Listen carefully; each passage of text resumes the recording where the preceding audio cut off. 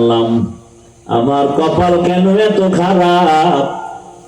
মানুষ বিবাহ করে খাইয়া না খাইয়া পরিবার নিয়ে এক জায়গায় থাকার একটা আনন্দ তাও পাইলাম না। বিদেশে গেলাম টাকা কামাই করার জন্য, আজ আমার কপাল কেন খারাপ। বাড়ির কাছাকাছি আইসা আমার হাতের উপর আমার বাচ্চাটা মরে গেল, আমার স্ত্রী আমার চোখের সামনে চলে গেল। এখন আমি কোথায় যাব? আমার ঘরের আনন্দ আমাকে কে দিবে? আমার বাচ্চাও নাই, ঘর সুন্দর করে সাজানেওয়ালা স্ত্রীও নাই। ও বাবা, গত বছর মাহফিল চলছে, এবারও চলে, আগামীতেও চলবে। হিসাব মিলাও, গত বছর এই প্যান্ডেলে যারা ছিল অনেকেই দুনিয়ায় নাই। কি আগামী বছর বয়ান চলবে, হয়তো এখান থেকে অনেকে বিয়োগ হয়ে যাব।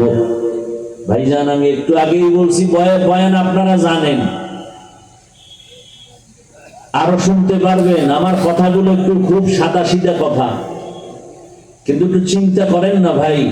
পশুকে আল্লাহ চিন্তা করার মেধা দেন নাই, মানুষকে দিয়েছে। দুনিয়ার পিছনে তো কম দৌড়াইলেন না, মনের ঝাল মিটাইয়া দৌড়াইছেন আশা পূরণ করার জন্য। মনে মনে ভাবছেন পার্কে গেলে জানি কি মজা, মনে মনে ভেবেছেন যুবক দাড়ি কাটার মধ্যে কি মজা, ক্রিকেটারের লাইনে চুল কাটলে কি জানি মজা, মেয়েদের নাচ গান দেখলে কি জানি মজা, সারা রাত মোবাইল চালাইলে কত জানি মজা। এই মজা তো কম নেও নাই, এখনো কি আশা পূরণ হয় নাই রে বাবা? তাহলে আমাকে বলো, তোমার আর কতদিন পার্কে পার্কে দৌড়াইলে আশা পূরণ হবে? তারপরে তুমি তওবা করবা। আর কতদিন মনের আশা পূরণে দাড়ি কাটা লাগবে? তারপরে মনের আশা পূরণ হবে বলো? ও আমার কলিজার যুবক, তোমার মতো যুবক আর কত সারা রাত মোবাইল চালাইলে তোমার আশা পূরণ হবে কতদিন পরে বলো? এবং এই কথাটাও বলো, তোমার হায়াতের বাকি আছে আর কতদিন? আর বাকি কতদিন বলো?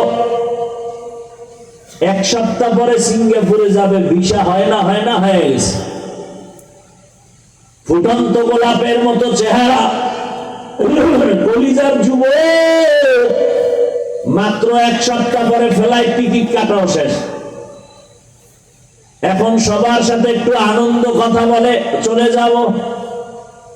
সকাল 8টার সময় এক বাড়ির সামনে বন্ধু এসে টেলিফোন করছে, চল একটু চা পান করে আসি, চল। ছেলেটা বলে ঠিক আছে, মাকে বলে মা চললাম। তুই যাও? আমার বন্ধু ডাকছে, একটু ঘুরে আসি চায়ের দোকানে, 1 ঘন্টার মধ্যে চলে আসি। বলে ঠিক আছে। যুবকদের মরণাস্ত্র 2টা। কয়টা? এক মরণাস্ত্র দৃশ্যমান, আর একটা অদৃশ্যমান। প্রত্যেকটা যুবক চায় অনেকদিন হায়াত পাবো, কিন্তু অস্ত্র নিয়ে ঘুরে দ্রুত মরার নাম হলো বাইক। বলে গেলাম, হেদায়েত তো আল্লাহর হাতে, মানবা কিনা জানি না, বলে গেলাম। বাঁচতে চাও, অনেকদিন হায়াত পেতে চাও, কিন্তু এমন অস্ত্র নিয়ে দৌড়াও, বাইক নিয়ে যে দ্রুত মরে যাওয়া কোনো গ্যারান্টি নাই। থাকতে চাও সুস্থ, কিন্তু অসুস্থতার মেডিসিন হাতের মধ্যে নিয়ে অল টাইম দেখতেছো, চোখের পাওয়ার যাইতেছে, খবর নেই। এই মোবাইল করে কান নষ্ট হচ্ছে, খবর নেই, একজনেরও খবর নেই। কানের ক্ষমতা দুর্বলতা হইতেছে, কিডনি, হার্ট, চরিত্র তো নাই। ওই যেই পরিমাণ গুনাহ করো, ঘুম থেকে উঠে দেখা দরকার ছিল চেহারা বানর হয়ে গেছে, শুকার হয়ে গেছে। একমাত্র আখিরি নবীর উম্মত হওয়ার বরকতে আল্লাহ চেহারা পরিবর্তন করেন নাই। বেয়াদবি ক্ষমা চাইরে যুবক বাবা, তোমার এই ফুটন্ত গোলাপে জিন্দগিটাকে বরবাদ কেন করো বলো? কি স্বার্থে করো বলো? একটা মেয়েকে পাওয়ার জন্য তুমি কত রাস্তায় ঘুরলা, কাউকে মেরেও ফেলছে, কিন্তু শেষ ফল কি? জেলখানায় দোনোটা যা, শেষ পর্যন্ত ফাঁসি। ওই যুবক ঘরে আছে, বাইক নিয়ে বের হয়ে গেছে, বন্ধু ডাকছে চায়ের দোকানে চলে আসবো। বন্ধুরের পিছনে লয়ে যখন একটা টান দিছে, দেওয়ালের সাথে বাড়ি খেয়ে জাগাত, মাথায় আঘাত, জাগাত নাই। মাওলা একেবারে ডাইরেক্ট নিয়ে গেছে, সিঙ্গাপুরের ঘুরে বিক্রি করতে, আপনি ডাইরেক্ট যান। ও পর্দার আড়ালের আম্মা জানেরা, বোনেরা, আমি যে এতবার বুঝাইতেছি, আমি তো একবারও বলি না আমার মতো হুজুর হও না, বরং আমি বলে গেলাম হুজুর জেনারেল লাইনে পড়ে ডাক্তার হও, ইঞ্জিনিয়ার হও, প্রফেসর হও, ওসি হও, ডিসি হও, এসপি হও, কোনো বাধা নাই। তবে একটা ছোট দাবি সারা দেশে করি, যুবকদের কাছে বেয়াদব হইও না। একটা দাবি বলতে পারো হামিজ ভাই ডাক্তার হব, ইঞ্জিনিয়ার হব, বেয়াদব হব না, কথার ব্যাখ্যা কি? ব্যাখ্যা তিনটা জায়গায় বেয়াদবি করবা না। টেবিলে আল্লাহর কোরআন সাক্ষী, কসম, এই তিন জায়গায় বেয়াদবি করলেই মরার আগে তোর জীবন ধ্বংস, খোদার কসম। এক নাম্বার জায়গা মা বাবা, বেয়াদবি করার পরে মা যদি নিঃশ্বাস ফেলে তোর ধ্বংস শুরু। দ্বিতীয় জায়গা শিক্ষক। আমি হাফিজুর রহমানকে এত সম্মান দিছেন আমার মা বাবার দোয়া, চোখের বাণী, কিন্তু আপনাদের সামনে যে বয়ান করি এটা আমার মা বাবাই শিখায় নাই। আমার শিক্ষক আমাকে ধরে ধরে শিখাইছে আলিফ বা তা সা। আমার উস্তাদের অবদান আছে না নাই? তোমার মা বাবায় দোয়া কইরা বলছে আল্লাহ আমার ছেলে হলে গেছে, পরীক্ষা দিবে, পাশ করাও, কিন্তু গাইড তোমাকে মুখস্থ করাইছে তোমার কোচিং মাস্টার, তোমার শিক্ষক। ওই শিক্ষকের অবদান, তুমি দস্তখত দিতে পারতা না, সে শিখাইছে। তুমি ইংলিশে কথা বলতে পারতা না, সে শিখাইছে। তুমি এখন শুদ্ধ বাংলায় কথা বলো না, তুমি এখন নিজের শিক্ষিত মনে করো। এই মনে করার পেছনে মেহনত কার? শিক্ষকের। এই জন্য কসম কেটে বলে গেলাম, বেয়াদবি করবার শিক্ষক যদি নিঃশ্বাস ফেলে তোমার মরার আগে ধ্বংস শুরু। তিন নাম্বার জায়গা ওলামায়ে কেরাম। ওলামায়ে কেরামের অবদান এই জাতি অস্বীকার করলে বেঈমানি হবে। কারণ সারা রাতে বয়ান করলে শেষ করা যাবে না, কিন্তু কপাল বড় খারাপ। একদল মানুষ আছে সমাজে, আলেমের গালি দিতে পারলে খুশি হয়, আলেমের বিরুদ্ধে কথা বলতে পারলে তৃপ্তি পায়। এরকম কিছু কুলাঙ্গার সমাজে আছে। অথচ তাকাইয়া দেখো, আমি তো সারা বাংলাদেশে চ্যালেঞ্জ করে বলি এবং যুবকদের আবদার করি, 3 ফিট 2 ফিট ব্যানার বানাও, ব্যানার বানায় ব্যানারে স্লোগান বানাও। এই জাতির নিঃস্বার্থ বন্ধু একমাত্র উলামায়ে কেরাম, বাকি সব হলো স্বার্থপর। মহামারী করোনা তার 1 নাম্বার সাক্ষী। স্কুল, কলেজ, ভার্সিটি, ব্যবসা, ফ্যাক্টরি, গাড়ি সব বন্ধ। কোরআনের একটা মাদ্রাসাও বন্ধ হয় নাই। কথা বলেন না কেন? এরে আল্লাহর বান্দারা, ওই সময় বাবারে করোনায় ধরছে, কুলাঙ্গার শিক্ষিত ছেলেরা কাছে যায় না, মরার ভয় ট্রিপল মাস্ক লাগায় বসে আছে। শেষ পর্যন্ত মরেই গেছে। ছেলেরা এলাকার গরিবের টাকা দিয়ে কয় লাশটা রাস্তায় ফেলে দে। ঠিকই ফেলে দিল, জানালা লক করে দিল। একবারও তাকায় দেখলো না যে আমার বাবার লাশটা কুকুর খেলো নাকি জানাজা হলো। ইতিহাস ভুলে যাবা না, মুরব্বীরাও খেয়াল করবেন। ওই সময় আমার দেশের শত শত করোনার লাশ কিছু পুলিশ ভাইরা আর সিংহবাগ টুপিওয়ালা উলামায়ে কেরামরা নিজের কাঁধে নিয়েছিলেন। গোসল করায়া, কাফন করায়া, জানাজা পরে কবরে রাখছিলেন। একজন হুজুরেও করোনায় মরে নাই। ভাইরা আমার, নগদ একটা উদাহরণ এভাবে দেই। সরকারি বেসরকারি চাকরি যারা করে তাদের ডিউটি 8 ঘন্টা, নিম্নে বেতন ধরেন 20,000। টেবিলের নিচে আরো কত মুক্তা পাওয়া যায়, পাওয়া যায় না? বেতন 20,000 নিম্নে, টেবিলের নিচে আরো হারাম শুকর আছে কত। এগুলো না থাকলে আঙ্গুর ফুলে কলা গাছ হবে কিভাবে? দুনিয়ার কোথাও না থাকলে আমার সোনার বাংলায় এই টেবিলের নিচে বহু কিছু পাওয়া যায়। আল্লাহ হেদায়েত দান করেন। রাতারাতি বড় হয়, রাতারাতি ধ্বংস হয়ে যায়। যেই গাছ দ্রুত বড় হয় সে গাছ দ্রুত ভেঙে যায়। হারাম টাকার বিল্ডিং, এখন আর বিল্ডিং তুই আর দূরে ঘুমান লাগে কেন? বিল্ডিং করলে তুমি আরামে ঘুমাও, বলে না হারাম টাকার বিল্ডিং তো কপালে নেই। আল্লাহ হেদায়েত দান করে। তাহলে 8 ঘন্টা ডিউটি, বেতন নিম্নে 20,000, এমনি হেমনে তো অনেক টাকা। এবার আপনারাই বলেন, আপনাদের অত্র অঞ্চলের মসজিদের ইমাম সাহেবদের ডিউটি কয় ঘন্টা? আপনারা বলেন কয় ঘন্টা? কি সবাই বলেন না, জানেন না? নামাজ যায় না, জানবে কেন? মসজিদের ইমামদের ডিউটি কয় ঘন্টা? সত্যটা বললেন। বেতন দেন কত?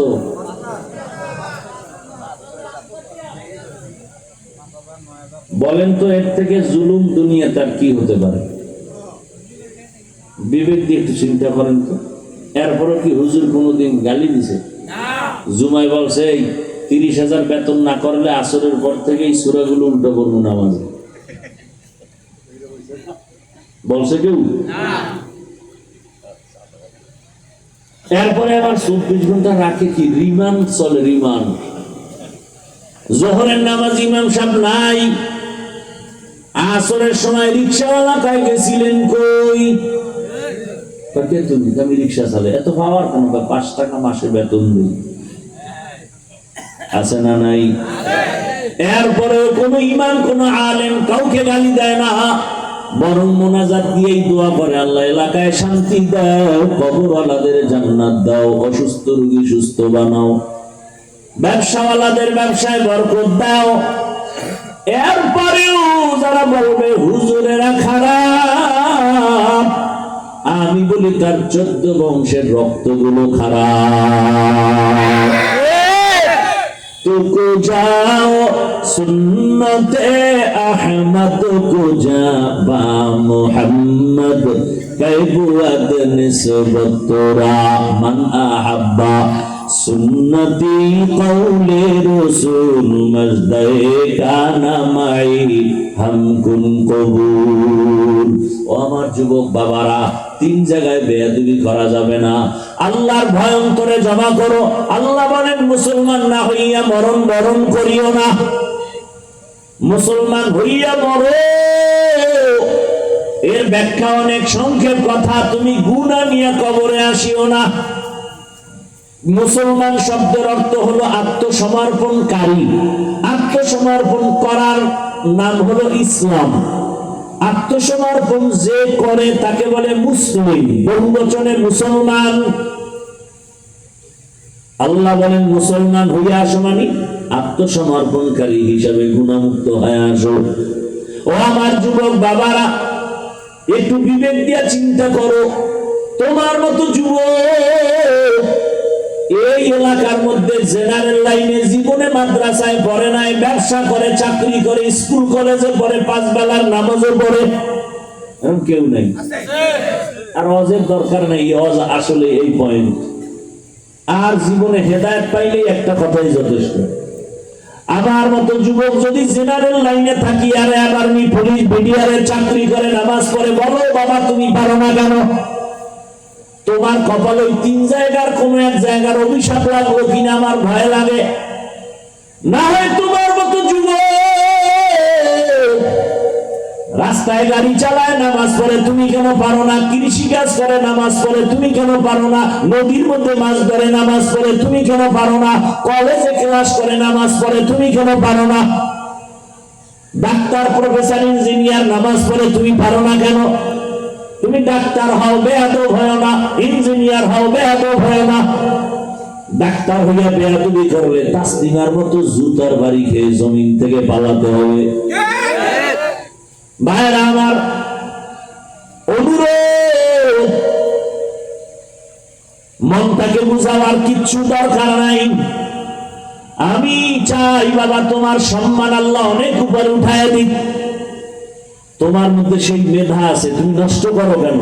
একটা যুবকের মেধা দিয়ে পুরা দেশ চালানো সম্ভব, কিন্তু সেই মেধা নষ্ট করো কেন বাবা? লেখাপড়া করে গবেষণা করে একটা জায়গায় যাও, ডাক্তার হলেও যেন পুরা দেশবাসী তোমাকে চিনে। ডাক্তার জাকির নায়েক তাও আমাদের দেশের না, অথচ গোটা দুনিয়া তাকে চিনে।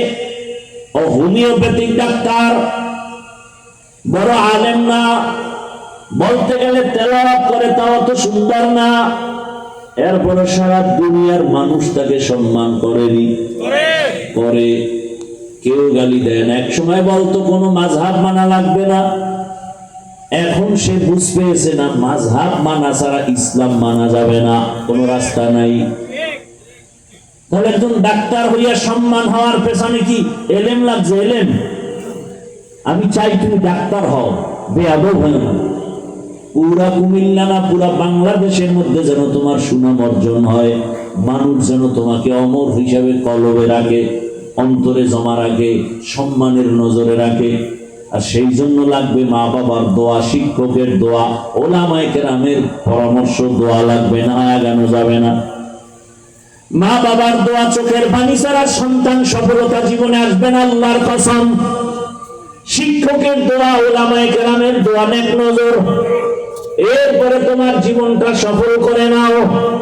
ও পর্দার আড়ালের মা বোনেরা, আপনার মতো এখন এই এলাকায় কত মা আছে পর্দা করে, নামাজ পড়ে, স্বামীর মাল হেফাজত করে, মোবাইলে সময় নষ্ট করে না রে আম্মা জান। কয়দিন এই দুনিয়ায় বাঁচবে? এই দুনিয়াতে আল্লাহ তাআলা আপনাদের এত সম্মান দান করেছেন, আপনারা নবীদের মায়ের মতো মা, সাহাবায়ে কেরামদের মায়ের মতো মা। এই মোনাজাত দিয়ে দেব, হ্যাঁ? আমার এত তো ধাক্কা ধাক্কি নেই, ঠেকা নাই যে বয়ান করতে হইবে জোর কইরা। আপনি আমার বয়ান যদি শুনতে খারাপ লাগে তো করার দরকার, এত ঠেকি নেই তো। পিপিলিকার খানা যদি আল্লাহ দেয়, আল্লাহ আমার দিবে না? এত টেনশন কিসের? জঙ্গলের হাজারো প্রাণীর খানা কে দেন? নদীর মাছের খানা কে দেন? ওরা দামি না আমরা দামি? তাহলে আল্লাহ আমাকে দিবেন, এত টেনশন কিসের? ভালো না লাগলে বলেন, দোয়া করে চলে যাই। উঠা বসা করেন কেন? এই ব্যায়াম কেন? ব্যায়াম না, আসলে ওই যে শুরুতে একটু বলছিলাম না, কপাল। আবু জাহিল আর ওমরের কথা বলছি। এটা এমন একটা জায়গা, বিছনাটা থার্ড ক্লাসের বিছনা, নরমাল, এর থেকে দুনিয়াতে নরমাল বিছানা নাই, কিন্তু এর দাম কত? রাসূল বলেন আল্লাহ এইরকম একটা মজলিস আরশে আজিমে ফেরেশতা দিয়ে মিলাই বলছে,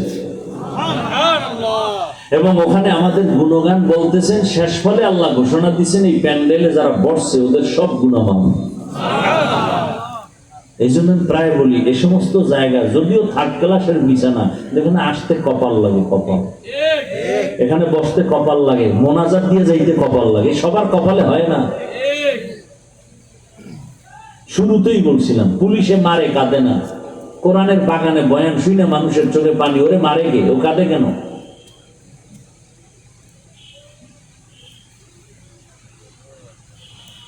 আল্লাহ হেদায়েত দান করুন।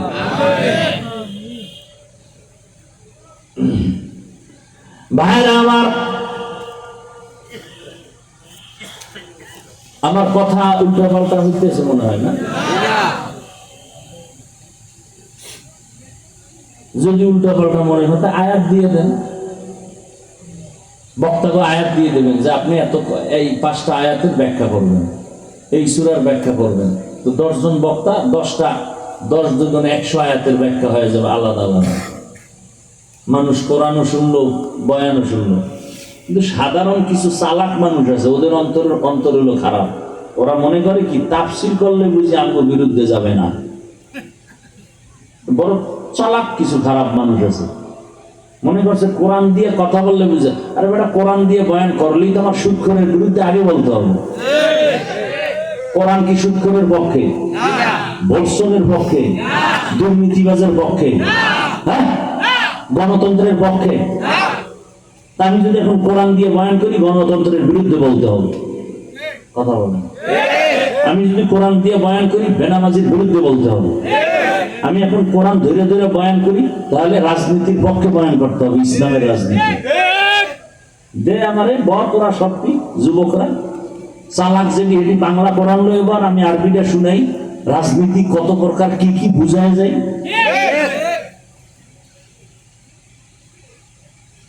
এই পথে আসছি, সার্টিফিকেট পাবো না জানি, তুমি আমাকে ভয় দেখাও কেন?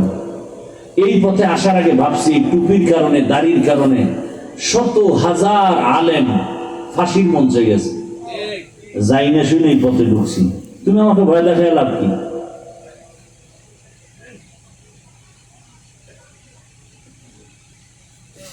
বারোটা বছর না 16, 17, 20 বছর মাদ্রাসায় ডাউলের পানি আটার রুটি খাইয়া কষ্ট করে করে জান উজানি জান, আমার খবর নেন কি কষ্ট করে লেখাপড়া করছি।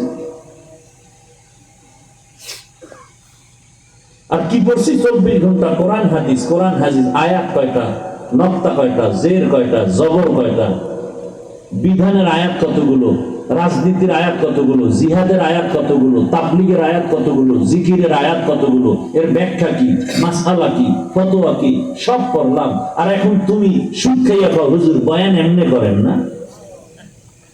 আল্লাহ সারাইছে আমার সামনে না, কানের পর্দা ফাটাই দিতাম জাগা। আল্লাহ শুকরে পর্যন্ত এই বেদুমি আমার সামনে পড়েনি।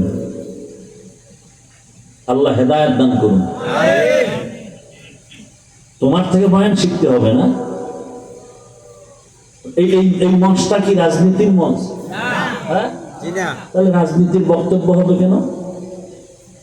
যদি তাই হয় তাহলে আমিও তো কোরআন হাতে নিয়ে রাজনীতি রস করুন, বাধা কেন?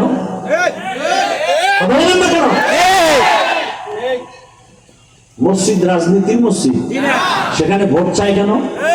যদি তাই হয় তো ইমাম সাহেব রাজনীতি বয়ান করবে কোরআন দিয়ে, কারণ পৃথিবীতে শ্রেষ্ঠ রাজনীতি ইসলামী রাজনীতি, পবিত্র রাজনীতি ইসলামী রাজনীতি। আল্লাহর কসম, যতদিন পর্যন্ত ইসলাম কায়েম হবে না ততদিন পর্যন্ত চাপাবাজদের আওয়াজ শুনবি, শান্তি কপালে আসবে না। কসম আল্লাহ, আমার ইসলাম তো কি বলে দুর্বল না যে একটা আছে আর একটা নেই। পৃথিবীতে যত নীতি আছে সব নীতির শ্রেষ্ঠ নীতি ইসলামের নীতি। পৃথিবীতে অর্থনীতি আছে, ইসলামেরটা শ্রেষ্ঠ। পৃথিবীতে সমাজনীতি আছে, ইসলামের সমাজনীতি শ্রেষ্ঠ সমাজনীতি। পৃথিবীতে রাজনীতি আছে, ইসলামের রাজনীতি শ্রেষ্ঠ রাজনীতি। সুলাইমান নবী গোটা দুনিয়া পরিচালনা করছেন। বলেন যারা কোরআন বুঝেন না, স্বাভাবিক বুঝেন, করছেননি, জানছেন, কোনদিন শুনছেন? এই ঘটনা কোরআনে আছে। ইউসুফ নবী মিশরের অর্থমন্ত্রী হয়ে দেশ চালাইছেন, জানেননি? ঘটনা কোরআনে আছে। আমার কোরআনটাকে আপনি দুর্বল বানাই দিলেন কেন যে কোরআনে রাজনীতি নেই? এই কথা আপনি বললে আমার কোরআনটা আপনি দুর্বল বানাই দিলেন না? আমার কোরআন তো দুর্বল না, আমার ইসলাম তো দুর্বল না। হ্যাঁ, আপনি রাজনীতি করেন না, আমি বর্তমান বাংলাদেশের ইসলামী রাজনীতির কোনো দায়িত্ব না, তার মানে কি আমি কোরআনের রাজনীতির বিরুদ্ধে? না, ইসলাম আমার আসল, সব কথার মূল কি? ইসলাম। আমার ইসলাম যেটা বলে এটা আমি সমর্থন করতে হবে। যেমন এখানে আপনারা অনেকেই আছেন নামাজ পড়েন না, নাই? নামাজ না পড়া এক জিনিস, নামাজ পছন্দ না করা আর এক জিনিস। যে নামাজ পড়ে না সে মুমিন, যে পছন্দ করে না সে তাজা বেঈমান। যে দাড়ি রাখে না মুমিন, কিন্তু যে দাড়ির বিরোধিতা করবে সে বেঈমান। যে পর্দা করে না সে মুমিন, যে পর্দার বিরুদ্ধে কথা বলবে সে বেঈমান। ইসলামী রাজনীতি করেন না, আপনার ঈমান আছে, আপনাকে গালি দেওয়া যাবে না, কিন্তু বিরোধিতা করলে আপনি বেঈমান।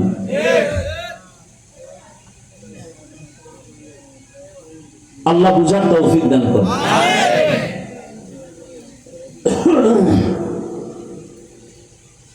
আমি ঠান্ডা মাথায় যুবকদেরকে কিছু কথা বুঝাইতে চাই যে ওনার ডাক্তারি লাইনে থাইকেও যেন আল্লাহকে ভুলে না যায়। আমার থিম হলো এটা, যে একটা ছেলে জেনারেল লাইনে থাইকেও যেন আল্লাহ রসুলকে ভুলে না যায়। আমার দেশে এই হুজুরের অভাব নেই, আরে মাওলানা, মুফতি, মুহাদ্দিস অভাব নেই। আমার এখন দেশে বহুত ডাক্তার দরকার, ইঞ্জিনিয়ার দরকার, আদবওয়ালা, আদর্শওয়ালা, বিসি দরকার, এসপি দরকার, ওসি দরকার, আজকে আমার প্রত্যেকটা থানা জেলায় ওসি ডিসি এসপি যদি দিনদার হয়, নামাজি হয়, অনায়াসে দিনের কাজ চলবে, কারো কোন সূক্ষ্ম থেকে অনুমতির প্রয়োজন হবে না। আমি তো চাই ডিসি হবে, আমি চাই আমার যুবক ডাক্তার হোক, কিন্তু আদবওয়ালা হোক, আদর্শবান হোক, পুরা দেশটা যেন বেহেশতের বাগান হয়ে যায় আদর্শের কারণে। আমি এটা চাই, আর সেই থিম নিয়ে বয়ান করতেছি। নাচতে না জানলে উঠান বাগানা। তুমি কি বয়ান চাও আমাকে লিখে দাও, আমি সেই বয়ান করবো। কোন লাইনে চাও, বিষয় দিয়ে দাও, না হয় আয়াত দিয়ে দাও।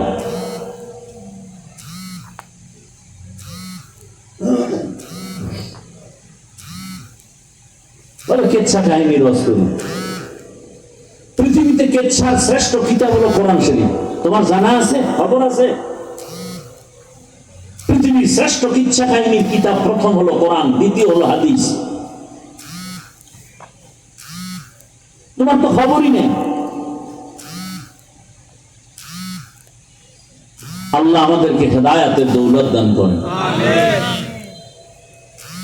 সম্মান দেয়ার মালিককে আল্লাহ।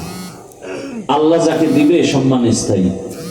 আর একদল মানুষ আছে ওরা টাকা দিয়ে সম্মান কিনে, যেমন ভোটের আগের রাত্রে আপনারা সম্মান কিনবে কেউ, আর আপনারা বিক্রি করবেন, করবেন না? যে আমার কবরওয়ালা বাপ মার গোষ্ঠী শুদ্ধ সম্মান দিয়ে দিলাম, ভোর রাত্রে টাকার বস্তা পাঠাবি, ওই টাইমটা বরকতের টাইম।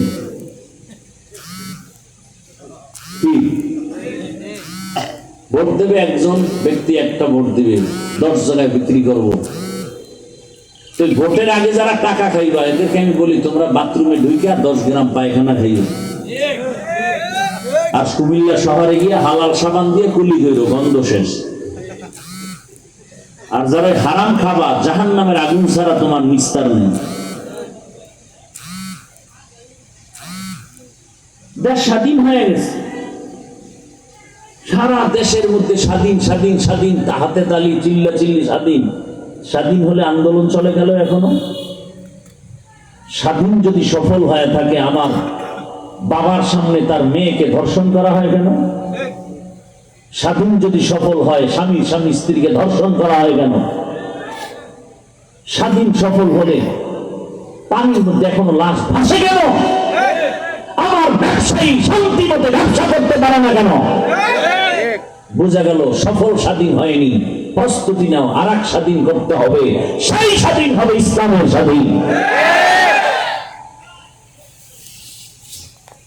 আরে কথা সত্য কসম আল্লাহ, শান্তি ইসলাম ছাড়া কোনদিন কেউ দিতে পারবে না, পারেনি। ইসলাম কি বলে দেখেন তো, ইসলাম কি বলে? একজনের সাথে দেখা হলেই কি দাও? সালাম মানি। শান্তি সালাম মানি। তাহলে আমি বললাম আসসালামু আলাইকুম, অর্থ কি? তোমার উপরে শান্তি বর্ষিত হোক। সেও কি বললো? ওয়ালাইকুম সালাম, আপনার উপরে শান্তি বর্ষিত হোক।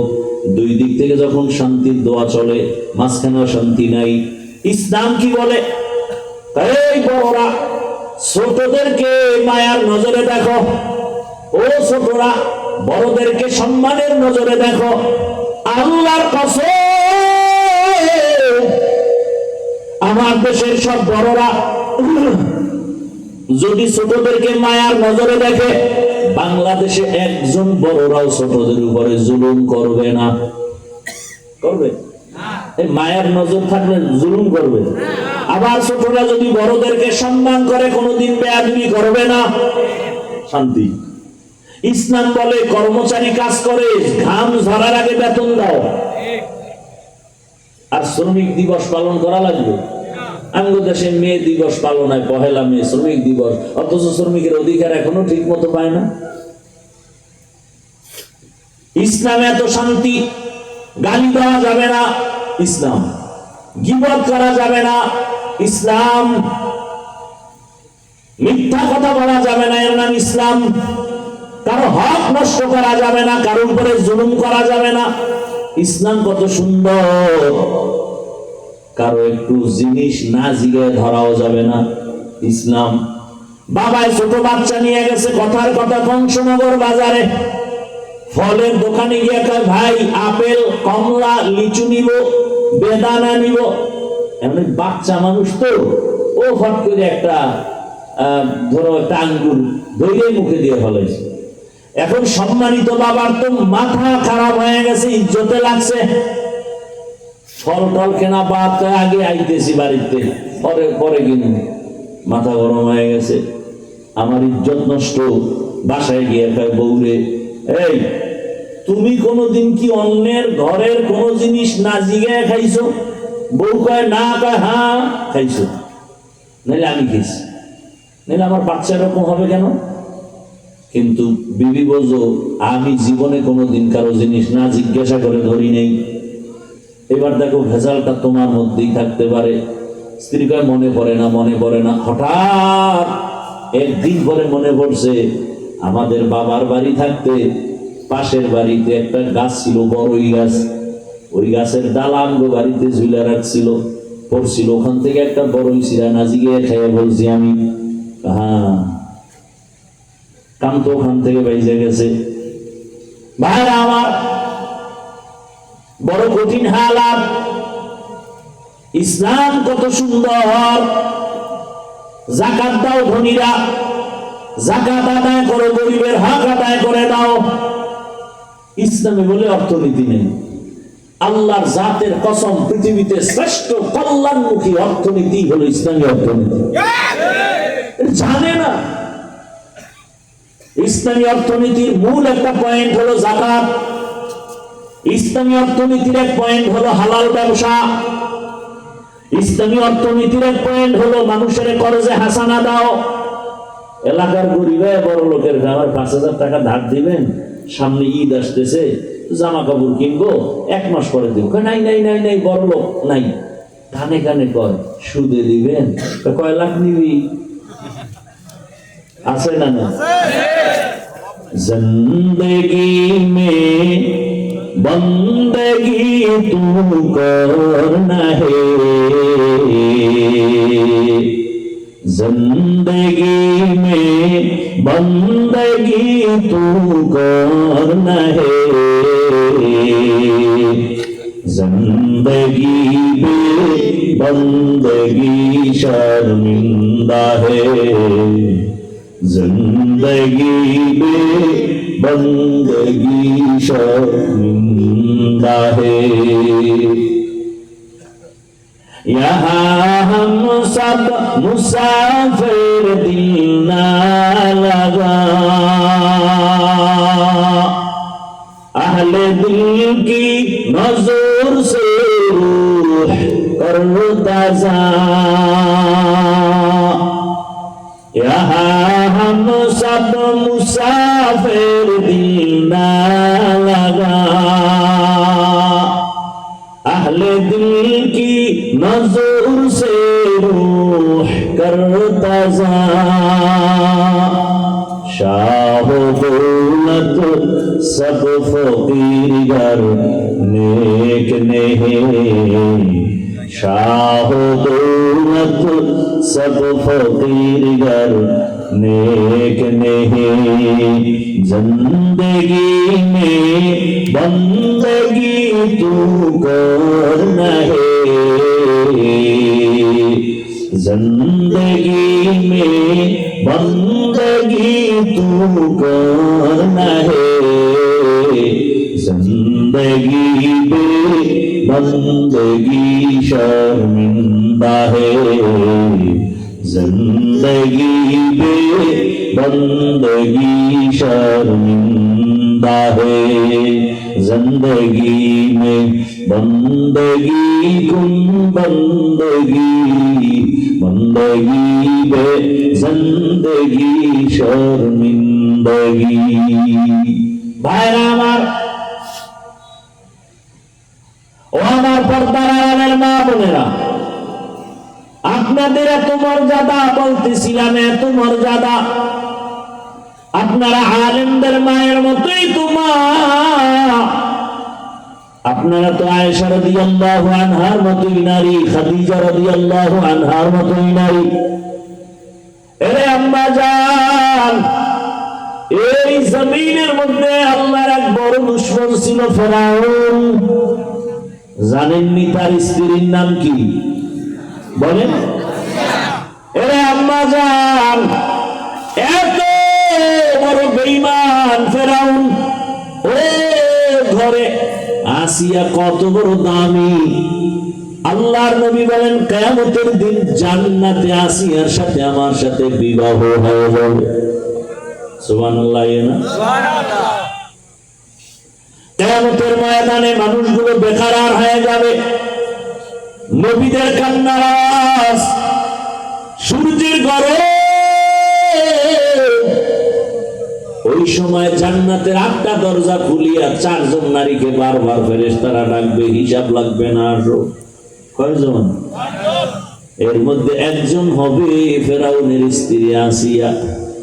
রহমতের নবী বলেন কিয়ামতের ময়দানে জান্নাতে আমার সাথে আসিয়ার বিয়ে হয়ে যাবে।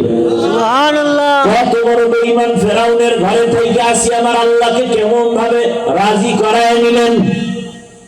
এরে আম্মা জান, আপনার স্বামী তো ফেরাউনের মতো খারাপ না। আপনি নামাজ পড়লে তো বাধা দেয় না, পর্দা করলে বাধা দেয় না, বরং কত স্বামী নিজে নামাজ না পড়লে প্রশংসা করে আমার স্ত্রী বড় ভালো নামাজি।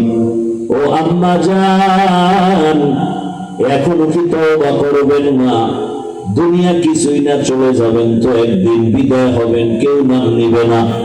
তবে ভালো একটা আদর্শবান সন্তান যদি রেখে যেতে পারেন, জীবনটা ধন্য হয়ে যাবে।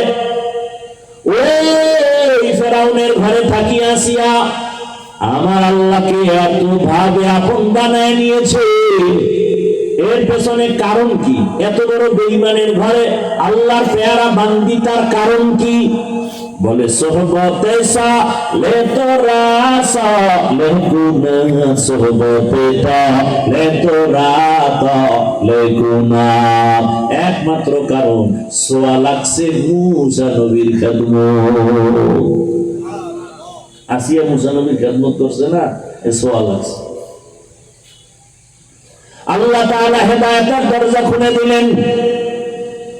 ফেরাউন একদিন অগোচরে দাঁড়ানো, আসিয়া দেখে নাই, জবান থেকে আল্লাহর নাম বের হয়ে গেছে। ফেরাউন শুনে খায়, আসিয়া কারে ডাকলি? বলে আমার রব। এখন আর গোপন রেখে লাভ কি? আমার রব। বলে মিশরের রব তো আমি। তুমি মিশরওয়ালার রব, কিন্তু তোমারে যিনি বানাইছেন তিনি আমার রব। ফেরাউন বলে সর্বনাশ, তুমি যদি আমাকে একটু খোদা স্বীকার না করো, আমার খোদাগিরির কোনো মূল্যায়ন হবে না। আসিয়া বলে আমারে যিনি বানাইছে তারে একবার আল্লাহ বলছে, আর তোমাকে আমি রব বলে স্বীকার করি না। বলে মনে মনে কানে কানে আস্তে করে স্বীকার করো। বলে না, ও ফেরাউন, তোমার ভক্তরা মিশরে অনেক অন্যায় করবে, তুমি দেখবা না, কিন্তু আমি এমন রবের গোলাম, অন্ধকারেও কিছু করলে আমার রব দেখবে, ফাঁকি দেওয়া যাবে না। ফেরাউন দেখলো পালা উল্টা পাল্টা, আসিয়া তো নরমই হয় না। হামানের বলে বুঝাও, বুঝাইয়াও পারে না। শেষ পর্যন্ত ফেরাউন গরম হয়ে গেল, আসিয়ারে আর শান্তি দেওয়া যাবে না। এক আল্লাহরে মানার কারণে ওই ফেরাউন এবার আসিয়ার খানা বন্ধ, ঘুমের বিছানা বন্ধ। আসিয়াকে এখন একের পরে এক অত্যাচার। এক পর্যায়ে আসিয়া যখন নতুই হয় না, আসিয়া বলে জীবন আমার আল্লাহর জন্য, আমি মরে গেলাম আর কালেমা রশি গলায় লাগাই মরে যাব। ফেরাউন কয় আসিয়া শেষ চান্স দিলাম, না মানলে তোমার শুলিবিদ্ধ হবে, ফাঁসি হবে। আসিয়া বলে ফাঁসির মঞ্চে যাব, টেনশন নাই। শেষ পর্যন্ত তাই হলো, ফাঁসির তারিখ হয়ে গেল। মিশরের ময়দানে কোটি মানুষের ভিড়। ফেরাউনের স্ত্রীর ফাঁসি হবে। আসিয়াকে যখন রশি লাগায় বেঁধে নেওয়া হয়, আসিয়া চোখের পানি ছেড়ে কান্না করে। ও পর্দার আড়ালের আম্মা জানেরা খেয়াল করেন, ও আমার যুবক বাবারা, কয়দিন আর দুনিয়ার রং তামাশায় ঘুরবা, জীবনে তো কম ঘুরলা না, নামাজ কম সারলা না, বেপর্দায় কম চললা না, মোবাইলে গুনাহ কম করো নাই, এখনো কি তওবা করবা না? আল্লাহর কোরআনটা কি মিথ্যা মনে করেছো? নবীর কথা কি মিথ্যা মনে করেছো রে বাবা? ওই তোমার চোখের সামনে আমরা নবীর আদর্শ মানিয়া চলার কারণে না খাইয়া তো কেউ আমরা মরি নাই, সম্মান কমে নাই, ইজ্জত কমে নাই। ও যুবক, আল্লাহ পাক ইজ্জতের মালিক, হায়াতের মালিক, রিজিকের মালিক। আসিয়া কান্না করে। ফাঁসির মঞ্চে যখন নেওয়া হয়, হঠাৎ তাকায় দেখি রাস্তা দিয়ে পয়গম্বর মুসা নবী হেঁটে যায়। আসিয়া ডাক দিয়ে কয়, জামানার নবী, আপনি জানেননি আমার কি হালাত? মুসা নবী বলে, হ্যাঁ জানি। বলে, এখন আমার ফাঁসি হয়ে যাবে, দোয়া করবেন। তবে আর একটা কথা জানতে চাই, আপনি যে বারবার আল্লাহর কাছে কথা বলতে যান, একটু বলেন আমার আল্লাহ এই মুহূর্তে আমার উপরে খুশি না বেজার? মুসা নবী বলে, আসিয়া, তোমার উপর আমার আল্লাহ বড় খুশি হয়ে গেছে। এই কথা শুই না আসিয়া একটা চিৎকার দিয়া আসমানে দুইটা হাত উঠাইয়া এইভাবে বলতেছে কোরআনের আয়াত, قالت رب ابن لي عندك بيتا في الجنة। আল্লাহর কাছে বলে, হে মালিক, এত বড় ক্ষমতাওয়ালার ঘরে থাইকেও খানা খাইতে পারি নাই, ঘুমানোর জায়গা আমারে দেয় নাই। ও আল্লাহ, তোমার কাছে বিদায় বলে একটা দাবি, দুনিয়ার বাড়ি চাই না, গাড়ি চাই না, খানা চাই না, জান্নাতের মধ্যে তোমার পাশে একটা ঘর বানাইয়া দিও, একটা ঘর জান্নাতে বানায় দাও। আসিয়া কথা বলিয়া কান্না করিয়া মোনাজাত দিয়া ফাঁসির মঞ্চে যাবে। হঠাৎ করে আসমানে তাকাইয়া আসিয়ার কান্না বন্ধ, এখন হাসতেছে। ফেরাউন বলে, আসিয়া, এত কঠিন মুহূর্তে তুমি হাসো কেন? এতক্ষণ কান্না করেছো। আসিয়া ডাক দিয়ে কয়, ফেরাউন, তুমি জানো না, তুমি দেখো না, আমি আল্লাহর মহব্বতে ধৈর্য ধারণ করার কারণে তুমি আমারে খানা দাও নাই, ঘুমানোর মতো আমারে বিছানা পর্যন্ত দাও নাই, দুনিয়ার এমন কোন কষ্ট নাই যে আমাকে দাও নাই, আমারে পানি পর্যন্ত পান করতে দাও নাই। আমি আমার মালিকের কাছে কিছু চাইছি, আমার মালিক সাথে সাথে দিয়ে দিছেন। বলে, কি দিছে? বলে, আমি মালিকের কাছে চাইছি জান্নাতে, রবের পাশে একটা জান্নাতে ঘর দিল। আমি এই ঘরটা এখনো তাকায় দেখতেছি, ছবি দেখা যায় সে জান্নাতের। আর আমারে খানার কষ্ট দিছে, লক্ষ লক্ষ ফেরেশতা আসমানে অপেক্ষায় আছে, রবের মুলাকাতে আমাকে নিয়ে যাবে, স্বাগতম দেওয়ার জন্য অপেক্ষায়। ওই জান্নাত দেখে মনটা ভরে গেছে, আমি ওই খুশিতে আমি এখন হাসতেছি। আসিয়া ফাঁসির মঞ্চে গিয়া হাসতে হাসতে জীবনটা দিয়ে দিল। ও পর্দার আড়ালের আম্মা জানেরা, ও বৃদ্ধ বাবাজিরা, যুবক বাবারা, কয়দিন আর দুনিয়া কিছুই না, চোখের সামনে সব মিথ্যা রে বাবা। আজকে এখানে বয়ান করতেছি, বয়ান শুনতেছি, কালকে যদি তুমি ঘুমের থেকে উঠার সময় উঠতেই না পারো, মা যদি ডাক দিয়ে দেখে সন্তান সাড়া দেয় না, শরীরে টাচ করে দেখবে পুরা শরীরটা ভরব আর শক্ত, মায়ের বুঝতে আর বাকি নেই, একটা চিৎকার দিয়ে বলবে, তোরা কে কোথায় আছো, আয়, আমার বাবায় নাই। আমারে মা বলিয়া ডাক দেওয়ার বাবায় নাই, চুমু খাবে আর বলবে, আসো।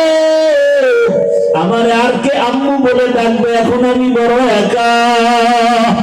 বাবায় টেলিফোন করবে, ইমাম সাহেব কোথাও যাবেন না, আমার ছেলে মরে গেছে, তাড়াতাড়ি জানাজা হবে।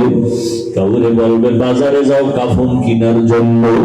এই যুবক, তুমি তাকায় দেখবা, গায়ের গেঞ্জিটা সবাই বেলেট দিয়া কেটে রাখবে, হাতের ঘড়িটা আর একজনে দিয়া বলবে, ঘড়ি হাফিজুর রহমানের নাই, ঘড়ি এখন আমার। তোমার আপন বন্ধুটা মোবাইলের নাম্বার ডিলিট করে বলবে, আমার বন্ধুও নাই, নাম্বার রেখেও লাভ নাই।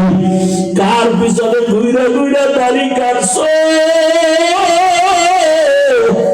কার পাওয়ার আশায় গিয়া গিয়া আজকে নামাজ ছাড়ছো, ওরে যার পিছনে ঘুরিয়া আমার মাওলারে ভুলিয়া গেছো, দেখো সে তোমার কতক্ষণ আপন। স্বার্থে আঘাত লাগলে দেখবা ছুরিটা তোমার গলায় লাগাইতে দেরি করবে না।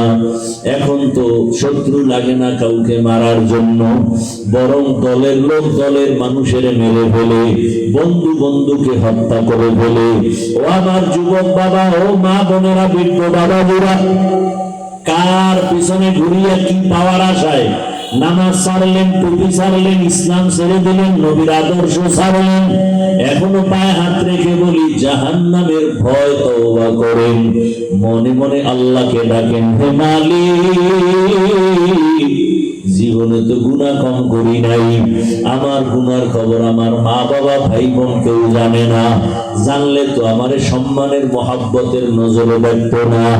ও আল্লাহ, আপনি কত দয়ার মালিক, এত গুনাহ করার পরেও আপনি জানেন, দেখছেন, এরপর রাগ করে পানি বন্ধ করেন নাই, খানা বন্ধ করেন নাই, সম্মানের জায়গা থেকে ফেলে দেন নাই।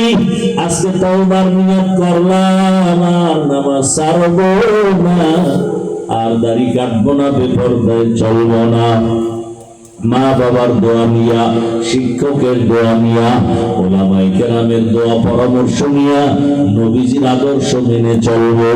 তওবা করার মতো যদি কারো অন্তর তৈরি হয়, মুনাফিকি যদি অন্তরে না থাকে, খাঁটি তওবার নিয়ত যাদের আছে, দুটো হাত আমার আল্লাহকে দেখাইয়া দাও। আয় আল্লাহ, হাতগুলো কবুল করে নেন, তওবা কবুল করে নেন, তওবার উপরে মজবুত হইয়া চলার তৌফিক দান করেন, আমিন। আলহামদুলিল্লাহি রাব্বিল আলামিন, والصلاة والسلام على سيد الأنبياء والمرسلين وعلى آله وأصحابه أجمعين يا أرحم الراحمين يا أرحم الراحمين يا أرحم الراحمين رب ارحمهما كما ربياني صغيرا اللهم إنك عفو كريم تحب العفو فاعف عنا اللهم إنا نسألك رضاك والجنة ونعوذ بك من سخطك والنار اللهم إنا نعوذ بك من البرص والجنون والجذام وسيء الأسقام اللهم ارحمني بترك المعاصي اللهم ارحمني بترك المعاصي اللهم ارحمني بترك المعاصي ও দয়ার মালিক, গুনাহের বোঝানি আমরা হাজির। আয় আল্লাহ, গুনাহ দিয়ে তাকায় বড় ভয় লাগে, জাহান্নাম ছাড়া উপায় নাই। আপনার রহমতের দিয়ে তাকায় বড় আশা। আপনি দয়া করে আমাদের গফুরুর রহিম হিসাবে মাফ করে দেন। আয় আল্লাহ, গুনাহমুক্ত জীবন দান করেন।